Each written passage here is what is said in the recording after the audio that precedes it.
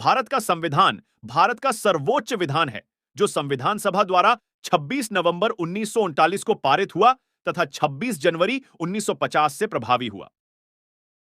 यह दिन 26 नवंबर भारत के संविधान दिवस के रूप में घोषित किया गया है, जबकि 26 जनवरी का दिन भारत में गणतंत्र दिवस के रूप में मनाया जाता है। भारत के संविधान का मूल आधार भारत सरकार अधिनियम 1935 को माना जाता है। भारत का संविधान विश्व के किसी भी गणतांत्रिक देश का सबसे लंबा लिखित संविधान है। भीमराव अंबेडकर को भारतीय संविधान का जनक कहा जाता है।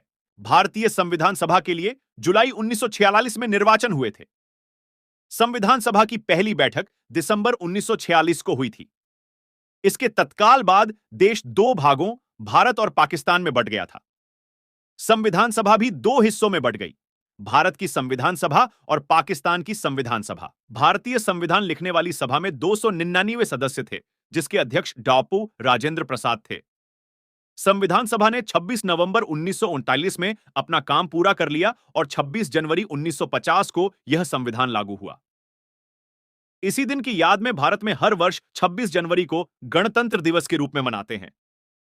भारतीय संविधान को पूर्ण रूप से तैयार करने में 2 वर्ष 11 माह 18 सिद्ध। भारतीय संविधान में वर्तमान समय में भी केवल 470 अनुच्छेद तथा 12 अनुसूचियां हैं और ये 25 भागों में विभाजित है। परंतु इसके निर्माण के समय मूल संविधान में 395 अनुच्छेद जो 22 भागों में विभाजित थे, इसमें केवल 8 अनुसूचियां थीं। संविधान में सरकार के संसदीय स्वरूप की व्यवस्था की गई है, जिसकी संरचना कुछ अपवादों के अतिरिक्त संघीय है। केंद्रीय कार्यपालिका का सांविधानिक प्रमुख राष्ट्रपति है। भारत के संविधान की धारा 69 के अनुसार केंद्रीय संसद की परिषद में राष्ट्रपति तथा 2 सदन हैं, जिन्हें राज्यों की पर प्रधानमंत्री होगा। राष्ट्रपति इस मंत्रिपरिषद की सलाह के अनुसार अपने कार्यों का निष्पादन करेगा।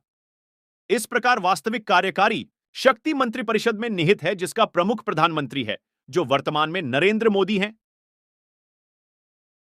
मंत्रिपरिषद सामूहिक रूप से लोगों के सदन लोकसभा के प्रति उत्तरदायी है।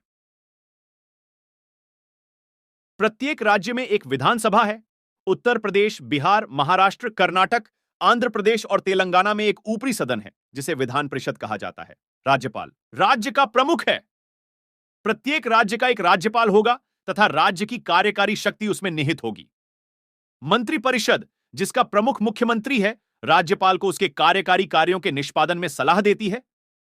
राज्य की मंत्रिपरिषद से राज्य की विधानसभा के प्रति उत्तरदायी है। संविधान की 7वीं अनुसूची में संसद तथा राज्य विधायिकाओं के बीच विधायी शक्तियों का वितरण किया गया है तथा इसी अनुसूची में सरकारों द्वारा शुल्क एवं कर लगाने के अधिकारों का उल्लेख है। इसके अंतर्गत 3 सूचियां हैं: संघ सूची, राज्य सूची एवं समवर्ती सूची।